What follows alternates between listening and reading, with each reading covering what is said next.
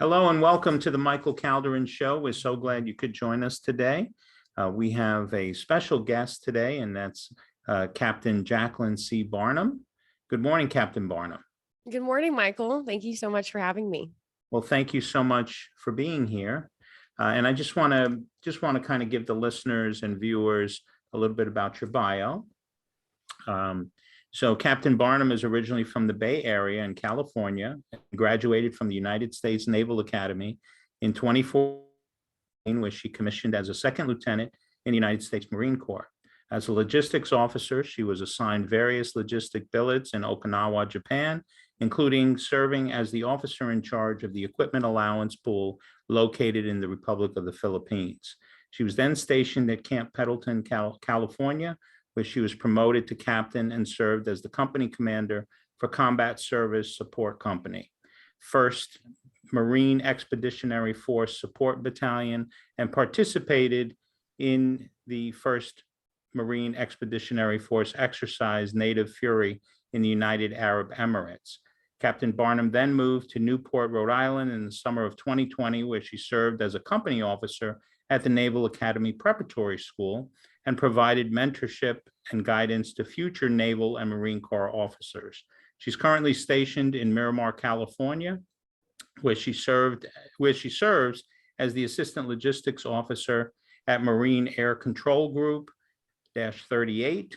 Captain Barnum has recently started a mentor program utilizing her social media platform at Jackie.Barnum, and that's on Instagram.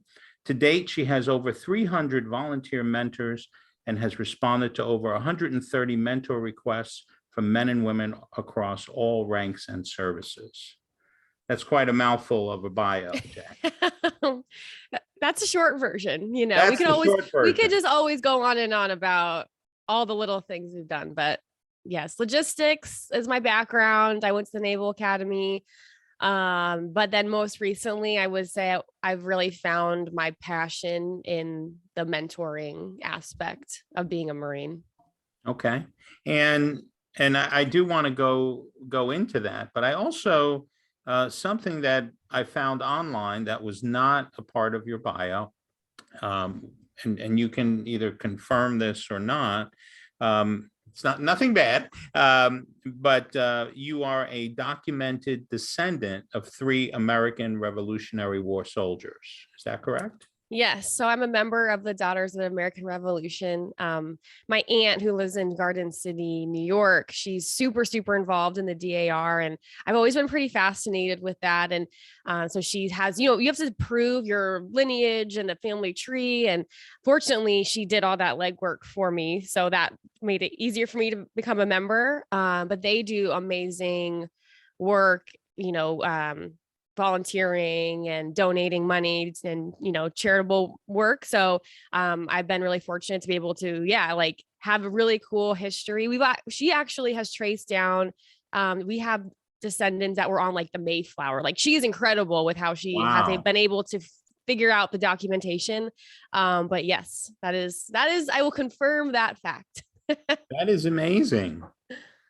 And that was not on the bio that I received. So I never thought about putting that on my bio. That's a good idea, actually.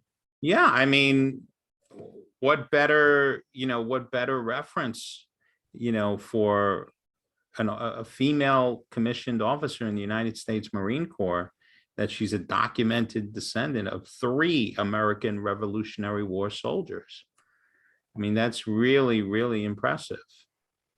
Yeah, it's pretty cool. And I mean, that organization is really awesome, so it's pretty cool to be able to carry that on. And I think, unfortunately, most of the members are, older. So I would like to become more involved if I can, and even spread the word about it. Cause I don't know if many people even know about the organization. They hear DAR, but their reach is pretty extensive. And so I'd like to become more involved than I am, but it's a cool opportunity.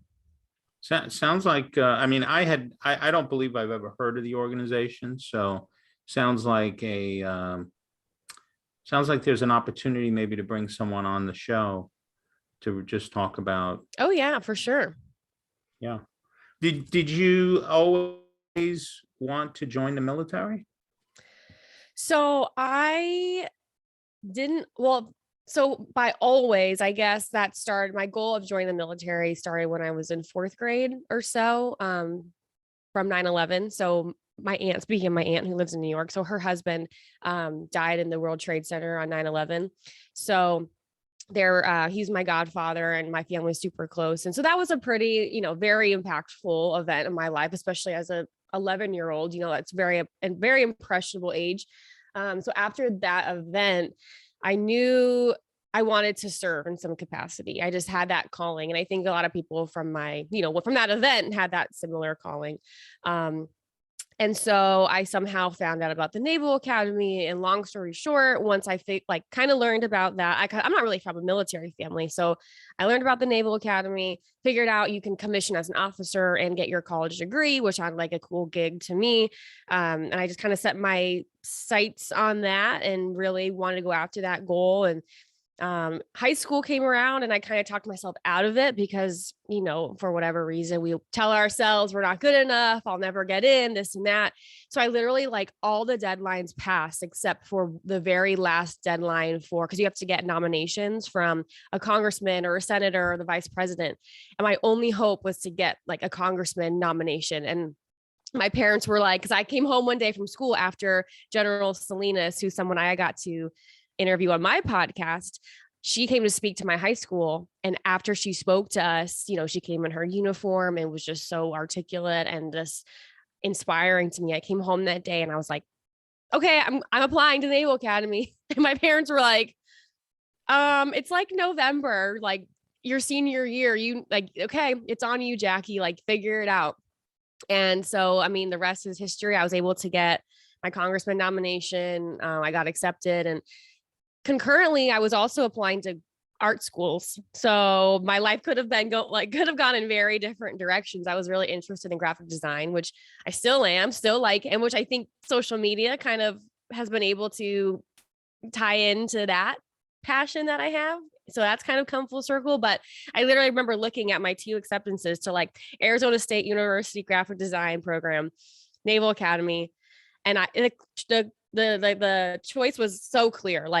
Literally, as I'm looking at the Naval Academy appointment, somebody or something literally said to me, and I believe this was divine intervention, was if you don't go to the Naval Academy, you're making the wrong decision. I remember those words being said to me somehow.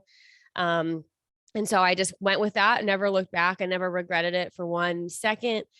And then through the Naval Academy, about 25% of the graduates can commission as Marine Corps officers. So having to, pass those physical fitness tests, do those different trainings, there's just certain requirements that you have to achieve, and it's competitive to get selected. So not everyone gets to become a Marine Corps officer. So once I was at the Naval Academy, really trying to make sure I did well academically, physically, all that kind of stuff, so that I set myself up to be selected as a Marine Corps officer with a ground contract.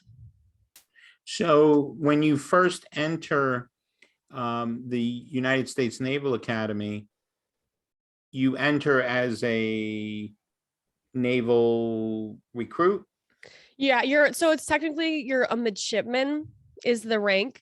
So it's this weird middle area between enlisted and officer. It's just you're a student, but you're you take the oath and everything. So it's essentially you're a recruit, but they just call it being a midshipman. Okay. And at that point, you're all in the United States Navy. Yes. So that designation for the United States Marine Corps is not yet made. Correct. At that point. Right. Okay. And what part of Jersey did you come from? I'm from Northern California originally. Oh, okay. Okay. For some reason, my aunt is from New York. So my dad originally is from the East Coast, and then he moved over. That's how my mom met in college at Stanford. But yeah. Got it. Okay. Okay. It's your aunt that, okay. Yes. Got it. And at what point in the academy did you make that transition that you were going to go to the Marine Corps? So I just, again, have this habit of just doubting myself, I guess. And I think a lot of people can probably relate to that. I'm not the only one. So I think my first 2 years, even though in my heart, I knew I wanted to be a Marine and I knew going to Naval Academy, that's always what I wanted to achieve. I didn't make it known because a few times that I did, people would look at me and be like, you can do that, or like or say some sort of like not very nice thing for some reason about me wanting to be a Marine, or because they didn't think I looked like I could be one, or my personality didn't fit in with them or whatever. So I really kept it to myself until I really had to be like, okay, I really actually need to make it known. And so that point is going into like your junior or senior year of college, pretty much, because at that point there are certain requirements. Like you have to do a training program called Leatherneck, which is like, 3 or 4 weeks of training in Quantico, and you get evaluated, and you're like that goes into your overall recommendation for service selection when they, pick what you're going to be selected as. So I really didn't like tell that many people. I just kind of like kept to myself, did what I needed to do, did the trainings, passed everything.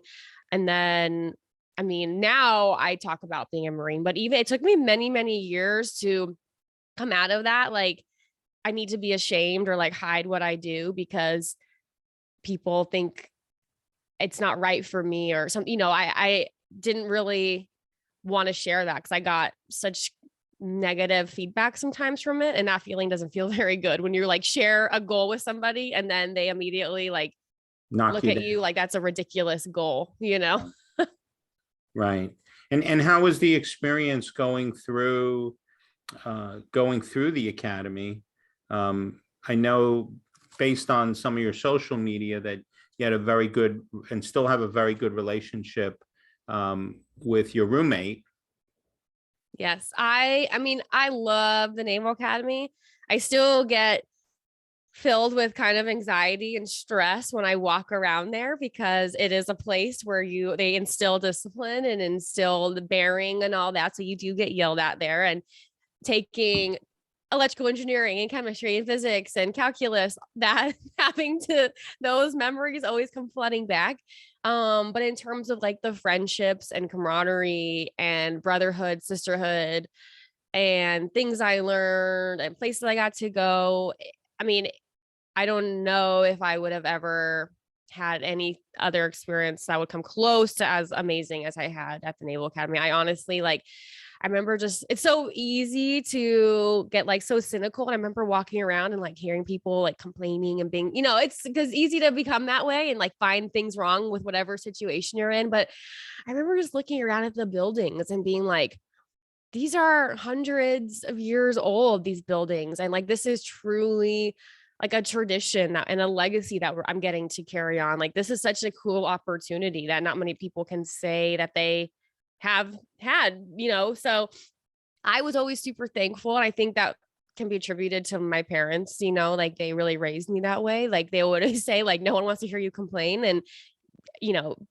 you have a very blessed life. We have a very blessed life, and always trying to find things to be thankful for, instead of getting, pessimistic about things, because there's always something to complain about, but that's a waste of time and energy, so, I had I have nothing but good memories from the Naval Academy, especially, like you mentioned, my roommate, Kelly, I was just her maid of honor in her wedding, and that's the kind of, I was in another friend's wedding who I'm in my company, who I am now working with at my unit now. I've, was in his wedding 10 years ago, who he was in my company at the Naval Academy. And that's just the kind of relationships and friendships that are built there.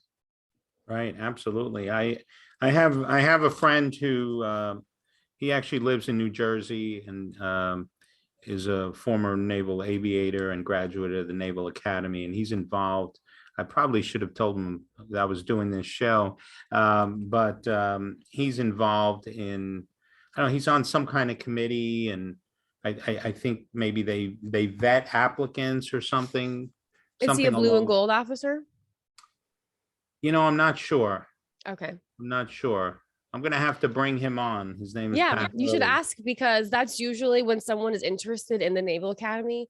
That's kind of the first like line of defense so all throughout the country, there's volunteers who were graduates, and they sit down with a high schooler who's ever interested and kind of just go over the Naval Academy and help them with the application process. So That sounds like what he does. okay, that's awesome. I would love to do that one day when my schedule isn't so crazy, but I would love to do that. Yeah, definitely. And as you went through the program, were there a lot of other females with you? I would say at the Naval Academy, when I went through, it was about 20% women, which sounds kind of like a lot, but I just remember, so there were like 40 midshipmen that I went through plebe summer with, and were in my company, in my class. So I was in 8th company. So there's 30 companies total. So I was in 8th company. In our plebe class, there was 40 of us. 8 were women. So yeah, that's 20%, but that's only 8 people, so it's really like, when you put a number to it, it's actually, I don't know, for at least in my brain, I'm like, oh, 20%, that's like kind of a lot. But I remember having just 8 of us, and it's hard because there's only so many roommate combinations when you have the rooms fit 4 people.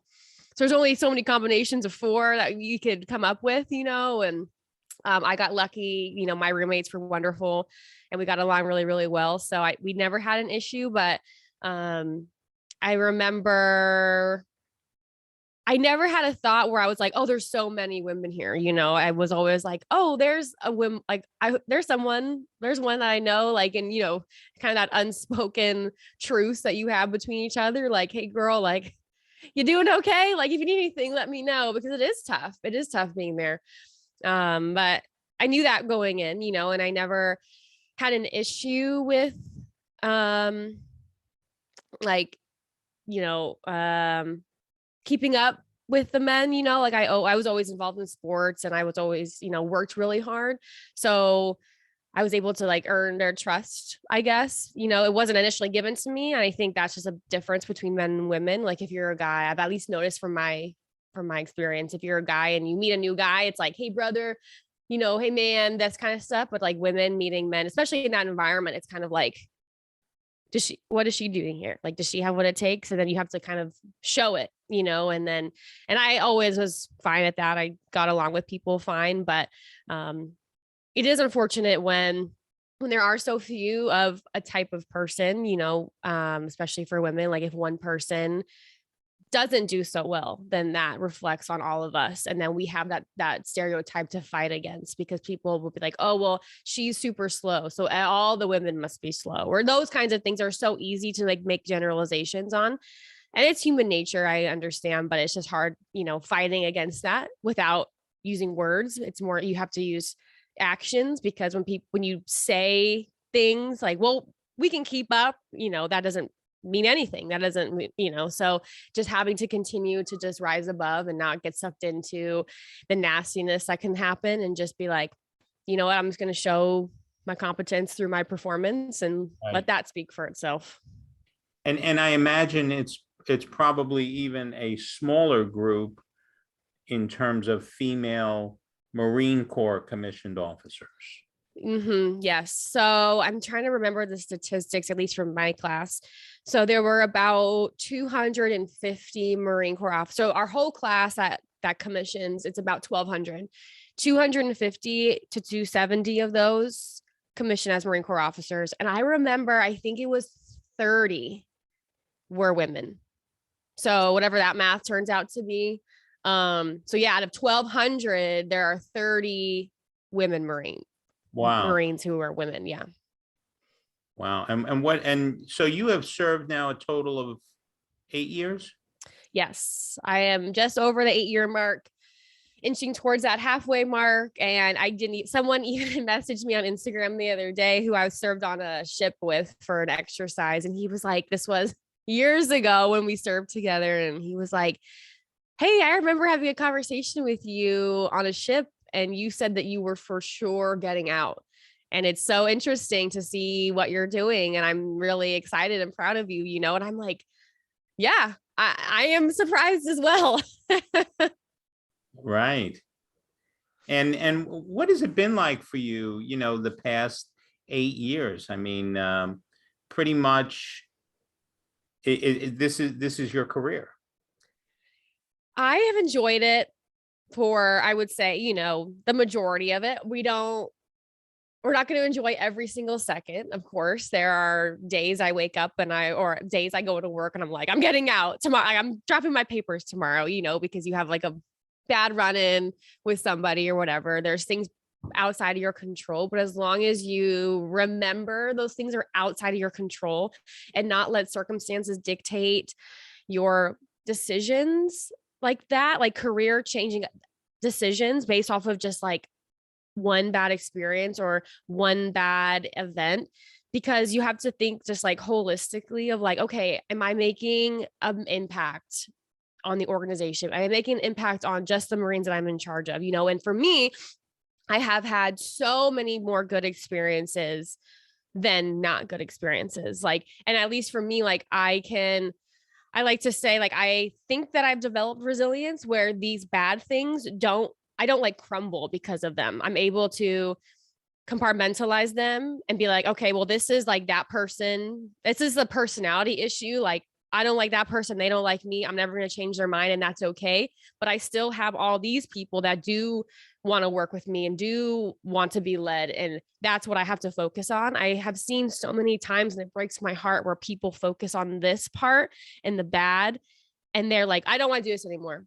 I'm done. And it's like, this, but we need you. I need you to stay in, so it makes me sad when people let kind of circumstances dictate their futures. But for me, I just have kind of stuck it out, and it's led to really, really cool opportunities. Like, even I think going to the Naval Academy Prep School really is for my last job, really, really opened my eyes to what I'm passionate about. And like, I leave work to do work at home, but it's not really work, but I'm literally like doing my mentor program for hours every single day. Like, I love making these connections. I love that age group, that 18 to 22-year-old age group. I like logistics, my day job, but what keeps me up at night and my brain going and me feeling passion, for being a Marine Corps officer is that mentor and leadership aspect. And I wouldn't have gotten to this point. I wouldn't have made that self-discovery if I got out 3 years ago. I would never have known this about myself. Right. And let's talk about that mentorship program. And is that open to high school students, college students, or is it open to enlisted folks? It is open to anyone and everyone. I have had requests from parents who are saying, hey, my daughter follows you and she's 8 years old, and I will talk to them, or I'll have someone talk to them about the Naval Academy or something, like whatever they're interested in. I have Marines who are getting out of the Marine Corps and want to transition into law enforcement or project management, and I find people for them to talk to. I have kids who are ROTC students, high schoolers, honestly, every service, any branch, all through Instagram. I just get a message, hey, this is me, this is who I'm looking for, and I just facilitate finding somebody for them. So it's across all services. I've had, National Guard, Air Force, Coast Guard requests, Army, all that, officer and enlisted. My most recent, someone asked me to find, a veterinarian in the Army. And I was able to find 2 people who volunteer to be mentors, and it's so incredible. Sometimes I get these requests and I'm like, there's no way I can find that. And I will post about it and I will get multiple responses. So, and it's cool because it's every Monday. So people are kind of, that instilling that repetitive habit. So people look toward or look forward to the posts that I post. And, I've been able to, I get multiple responses, and it really is for anyone. Oh, so it's not just for military service. Right. I've had a few, civilian requests. Like, so one person who's a teacher who is interested in teaching on bases. I guess there's some, and I'm learning so much about what jobs exist too. I'm like, can you explain what that is? I've never heard of that. But I've had some civilians are like, hey, I'm interested in doing this, being a military instructor. Can you help me find? And I was able to find someone else who does that, who follows me. I've had several police officers reach out to me, especially women who are like, hey, I'm a female sheriff. Can you help me find someone who's been also in this career path? And I make those connections. So the board, I just, anything that is asked of me, I throw it out there to see what sticks. And at this, so far I've had like 90% success rate. There's a few that I'm still trying to find responses to, but eventually, I'll find somebody, I hope. But yeah, any request. Oh, wow, that's great. I didn't realize that it was that wide of a net. Mhm. Okay. And what are some of the difficult requests to fill? So they're just very specific sometimes. Like let me see. Like ones that are very small communities. Like, so someone was like, I'm interested in going to the Naval Academy and eventually pursuing being a Rhodes Scholar. So I was like, I'm looking for a Rhodes Scholar, and there's just not that many people that have done that. So and I was finally, after a few weeks, I was finally able to find somebody. So I think those like that's like more specific requests. So someone who, is like enlisted and wants to be a Navy nurse and do this thing and live here, so, but I improve every single time I get a request like that. I'm like, there's no way I'm going to find anyone, but whatever, I'll post it. And I am surprised. I'm proved wrong every single time when people are like, that's me. I did that. I'm like, oh my gosh, that's awesome. Right. That's great. Well, we'll have to keep that in mind and keep an eye on those posts every Yeah. Monday. Right. And what I think is successful about it is because it's very accessible and approachable. It's not like I'm like, hey, go to this link, fill out this form, make this account, sign up here. I'm literally like, send me a DM and that's it. That's all that someone has to do is just send me a DM and, send me a message with their name, email, what they're looking for. I post about it. And the people that want to be volunteers, same thing on the back end. Send me a DM. Can you support this? And I just facilitate. So I'm just like the middle person. And I think, and I was thinking, I was like, how can I streamline this? Like, there has to be a way. Maybe I can have them fill out a Google form. But because my the requests are so specific, there's no way that a form would be able to capture what people are wanting like that, or so that's why it's a lot of work on my end. And I'm trying to figure out, I need to like hire somebody at some point because it takes me a good like 6 hours a week in the evenings, but it's so rewarding making these connections, especially when Right. people after the fact come to me and they're like, I'm in contact with all the mentors you gave me. Like, I just have gotten really good feedback and that's what makes me continue this program. It might be helpful to just have a dedicated email address for that, because Mm-hmm. then, and just kind of have a template that people fill out some basic information, because then you can just take that email and forward it to whoever has volunteered to mentor, and there's less back and forth. Yeah. Just a thought. Mm-hmm. And out of all the different assignments that you've had geographically, and I guess specifically, in terms of duties and responsibilities, what has been your best so far? Definitely being a company officer at the Naval Academy Prep School, hands down. Because I think with that job, it was me, Captain Barnum, 03 in the Marine Corps, and then student, like direct, like no one in between, no layers and layers of other ranks, which makes sense for the Marine Corps and for the military. Got it. Like in the Marine Corps, you have your staff NCOs and your sergeants and all that before you get to the PFCs at the bottom. But for me, like there wasn't that. So it literally was, I had 80 students who was their first, exposure to the military, their first time learning how to say, yes, ma'am, no, ma'am. What age group is the prep school? 18 to 22. So Okay. I had high schooler or kids right out of high school.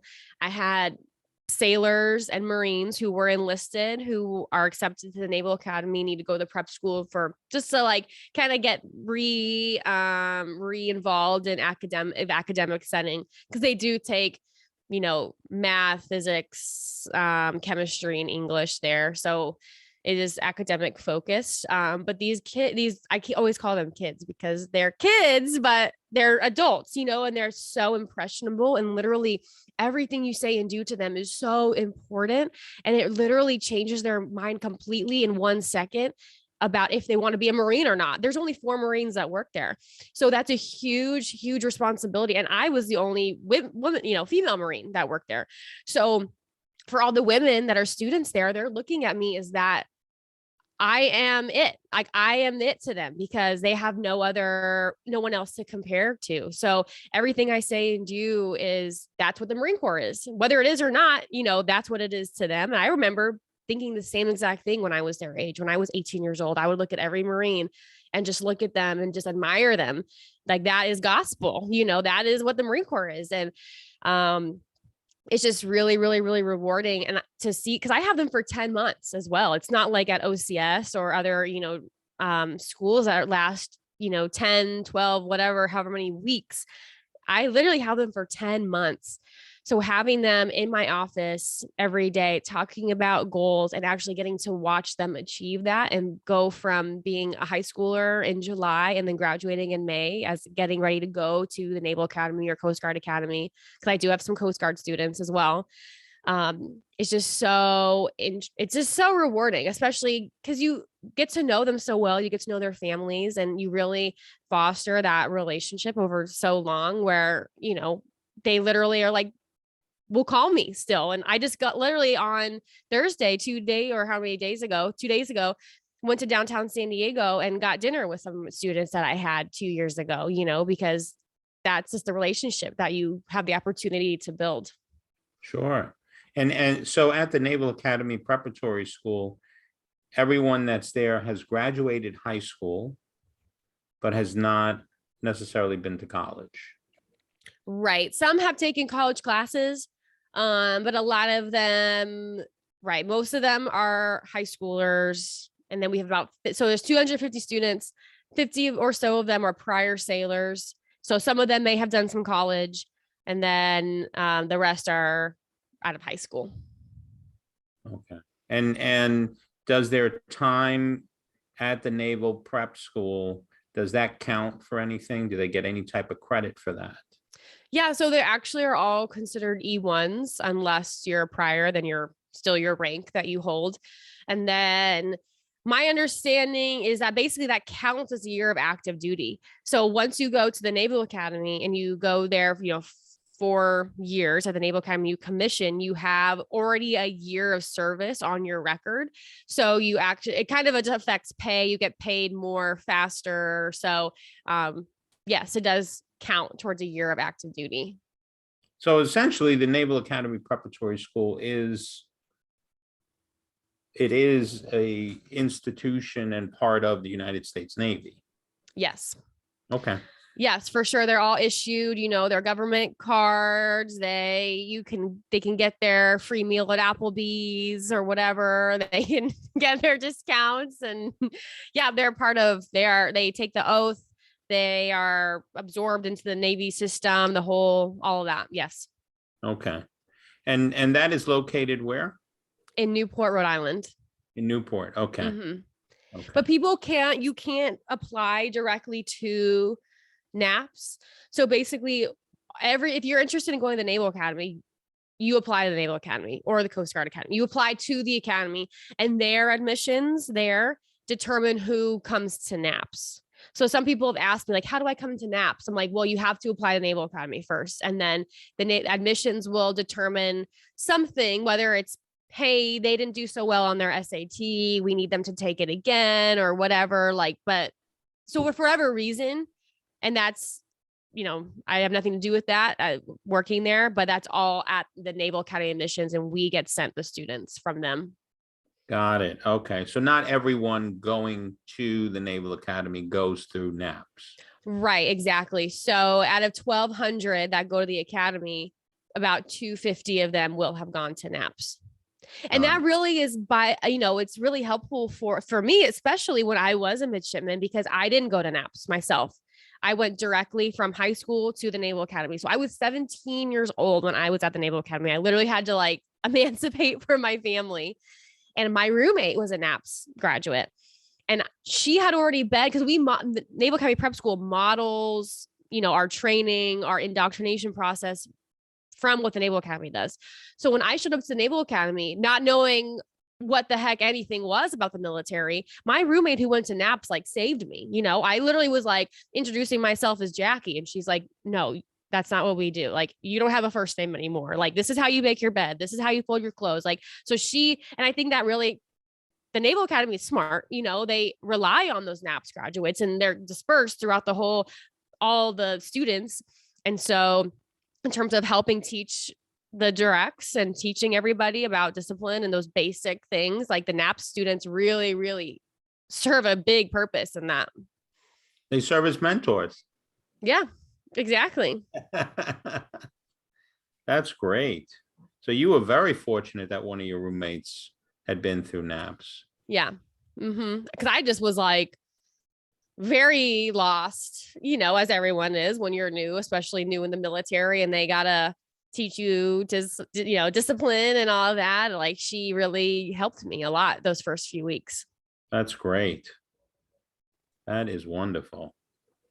And what do you see for yourself in the future? I mean, you've really laid quite a foundation for yourself. You've done a lot.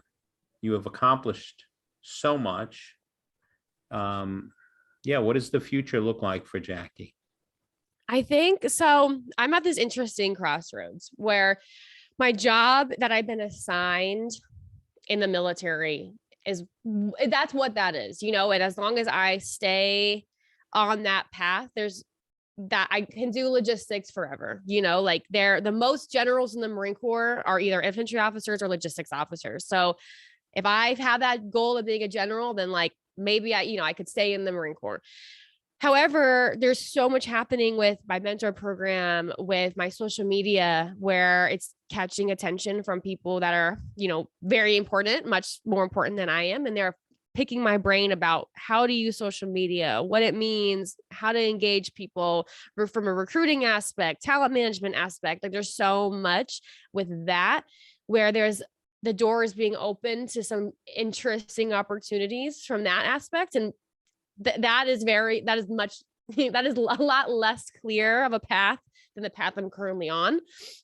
But it's something that, again, as I'm approaching this 10-year mark and figuring out what do I want to do with my career, where do I want to go, I am sort of more of a proponent of like this choose your own adventure. So maybe I do go down this path that, God's opening this door for me with the social media stuff and the mentoring stuff. And I don't know where that's going to lead. As a logistics officer, I know where that's going to lead. On this side, this is a whole new aspect. The military in general is finally kind of like adapting to social media, and instead of resisting it, which they did for so long, they're finally opening their mind to it. And I am fortunate enough to be somebody that they're asking for my opinion on it. And my consulting advice, honestly. So I don't really have an answer to your question. I mean, I just have a few options, which is both a blessing and a curse, because when we have so many options, it's easy to just find yourself like paralyzed and indecision. Right. So I just know I'm very aware that I need to make a decision, in the next year or so. And I need to, whatever direction that is, I just need to sprint in that direction. I don't want to be stagnant at any point. So in 1 year, Michael, we will reconvene and I will answer this question. Yeah. No, I get it. I mean, and you have really positioned yourself in a really good spot, because, you have a following, you have an influence on people. You're really true about what you do. And,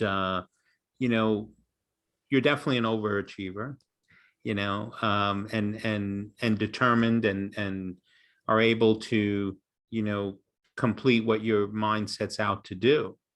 So, even I think on a corporate perspective, I think, private companies would snatch you up in a minute, if you were out. But I also think that, you've done so much in your military career that I could see you, staying there for a full career and retiring as a general. Right. And I mean, I'm even working on my master's right now. So there's, Excellent. I have that going on, and I have, there's just like, I'm one of those where my brain doesn't shut off very easily. So even yesterday, I'm like on LinkedIn, and there's someone who has a mentorship program for veterans. And I just can't help myself to be like, let's connect. Like, I would love to do events. Like, I would love to do this and this and this. And I'm like, in back of my brain, the, reasonable side is like, Jackie, when are you going to do this? But it's just like, I love coming up with ideas, and I love working with people and building relationships and networking and growing. And I just, I throw things out again. I throw things out there and I see what sticks. Some things do, some things don't. But I think that's what's led me to discover more about myself and has opened the door to opportunity. So as long as I keep doing that and enjoying what I'm doing, then yeah, I'm just going to keep doing it. Well, you can count on me if you ever, have someone that's interested in any of the things that I can help out with, whether it's on the police side or firefighter side or even clergy side, however I can help, you can always count on me. I did have someone ask about wanting to connect to a chaplain before. So I have gotten that request as well. All right. We can always use more chaplains, that's for sure.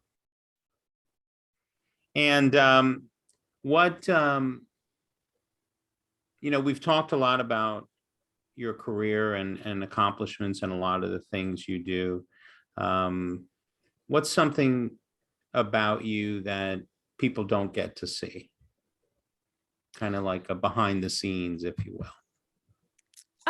I think people don't see the hours that I literally am sitting doing this, the program. People see what they want to see on my social media, what I put out there. They see the 10-second video, but they don't see the time put into that video, or the thought process of, okay, this is the message I want to convey. So that's like, the art part of it, but then also the science part of it, which is understanding the algorithm, understanding what engagement means and how to use social media. Like, they don't see the time and effort put into creating content so that I can get followers, so that I can have a bigger pool of people for my mentor program. They just think, I get accused of ridiculous things, like I'm using my uniform for attention or whatever. So I guess they don't see like the inside of my brain where I'm just trying to help the organization, and they don't see the positive results that I do get. I do get such amazing feedback, but I'm not going to share that with the world, because I don't feel the need to like justify what I'm doing, because I know in my heart the contribution I'm making.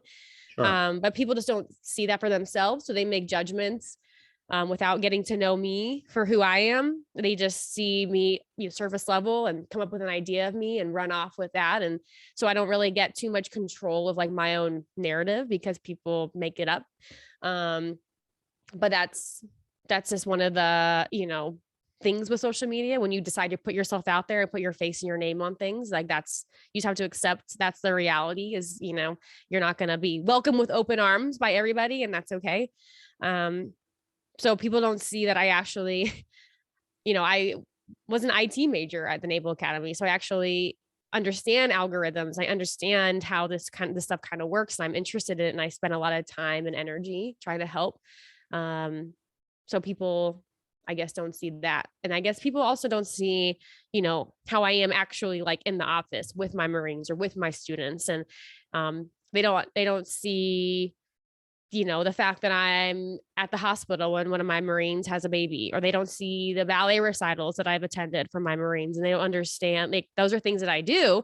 And I'm not going to like, proclaim those are the things that I'm doing for my people, but I talk about caring and loving your Marines and loving your people, but they don't, and they again take that and make fun of me or mock me or whatever, but they don't see that I actually like do my best to practice that. And I, really, really care a lot about families, and I care a lot about the well-being of my Marines. And so things that I talk about really are from me, from my experience, and what I've learned over the last 8 years. So I would say that. Okay. I can totally relate because, I think people, they only get to see a percentage of what I do, because a lot of the work that I do is behind the scenes, you know. They get to see the photos of the nice, promotional ceremonies and weddings. I officiate, over 100 weddings a year. So they get to see those photos and videos. They don't get to see, the funerals. They don't get to see the hospital visits. They don't get to Mm-hmm. see the one-on-one counseling, you Right. know. So they only see a small portion. And, like anything else, I think you're going to have, you know, people that love you and people that hate you. Yeah. And it's like a meme that I saw many years ago. I'm going to send it to you because I want you to, at least for me, I look at it a couple of times a week. And the meme says, let them hate. Just make sure they spell your name right. Yep. There you go. Exactly. I was talking to somebody who works at the Pentagon about social media stuff the other day, and he was like, there are literally, generals that walk around the Pentagon with mugs that say, don't read the comments. And I'm like, where can I get one of those mugs? I need one of those because that is amazing. And I guess it speaks to, honestly, no matter what, if you are in a public person, like, public figure sort of position, you're gonna get criticized. You're just going to, and you have to just have the wherewithal to be like, okay, I'm going to continue. I have my goal. I know what I'm doing. I know what I'm contributing. I'm confident in myself. And I know in my heart that I'm doing a good thing. So That's one of my students called them chirpers. He said, ma'am, don't listen to the chirpers. And I literally, that has stuck with me. And that was the best advice that I've been given. keep smiling. Exactly. Keep smiling. Let people wonder how you've made it so far. You know. Um, Anything else that you'd like to share before we close out? I would just say, thank you so much for this opportunity, Michael. It's super awesome chatting with you. And um, for people who are wondering about social media or about leading or any of that, as you said, I'm on Instagram, Jackie.Barnum, JACKIEE.BARNUM. And I would just love to like connect again, with anybody who wants to. And I am receptive to feedback. So if people go on my page, I have a kind of a big mixture of things. I have the serious leadership post, I have the more funny, humorous post, and I have this pendulum that kind of goes back and forth between those things. And Like me. I just want to help people, so at the end of the day, I always think back to myself, am I helping or hurting the institution? And as long as I'm helping, then I think I'm on a good path. And I just want to keep doing what I'm doing. And if anyone has other ideas on how I can help, being a speaker at an event or going to a school to do career day, like, honestly, I'm just put on this earth to spread positivity. And I'm always looking for other opportunities to do that. Wonderful. And I think your career and your life is one that is worth people watching, because you've done great things, and I know you're going to do even greater things. You've come a long way, and again, you've accomplished so much. I really appreciate you, agreeing to come on the show. I know it was also difficult because you were in the midst of transitioning from Rhode Island back to California. And and of course, coming on the show at 7 a.m. your time, I really do appreciate that. How does it feel to be back home in California? Oh, it's so great. I loved Rhode Island, but it was during COVID, so being at a command that's super small during a time when no one's making new friends, that was difficult because moving, you don't think of the toll it takes on you, or takes on somebody. You're moving everything, starting over. I had to find a new vet for my dog, find a new grocery store, find all those things. Oh, and let it alone, I'm alone. There's no, I don't have a family here with me. So that was a hard transition. But that's when I decided hey, I'm going to start my master's while I'm here. Might as well. But I'm from California. So now that I'm back on the West Coast, there's no other place, there's no humidity, as we were talking about earlier. Yes. That's number one, top of the list of best things about California. It's 70 degrees every day. I'm an hour flight from home. My sister just had a baby recently, so I'm the godmother for that baby. So I'm super excited about that. I just love California. So it's the best. So I'm really, really happy. I've been here for about a few weeks now, and I'm literally still, like yesterday was unpacking boxes. So I'm finally settling in, but I'm very, very happy. That's wonderful. Well, just for the listeners and viewers, if you want to connect with her on Instagram, it's at Jackie, JACKIEE .Barnum, BARNUM. Connect with her, follow her. This is someone who is definitely going a lot of places. What is your master's going to be in? Defense and strategic studies. You're going to be a general. You're going to be a general. We'll see. We'll keep chatting, Michael. We'll stay in contact, and I'll keep you updated with where this is taking me. For sure. Well, you've been tuned to the Michael Calderin Show. We thank you so much for tuning in. If you want to listen to a previous show, you can go to our show page on Anchor and listen to previous shows. There's shows from years ago that are still there and available. And as of lately, we've started uploading our shows to YouTube as well. So you can subscribe to the YouTube channel, Michael Calderin. And again, if you have a thought, a question, or a comment, either for today's guest or another guest, always send me a message and I'll make sure to get you an answer. And if you want to come on the show, let me know as well. We thank you so much.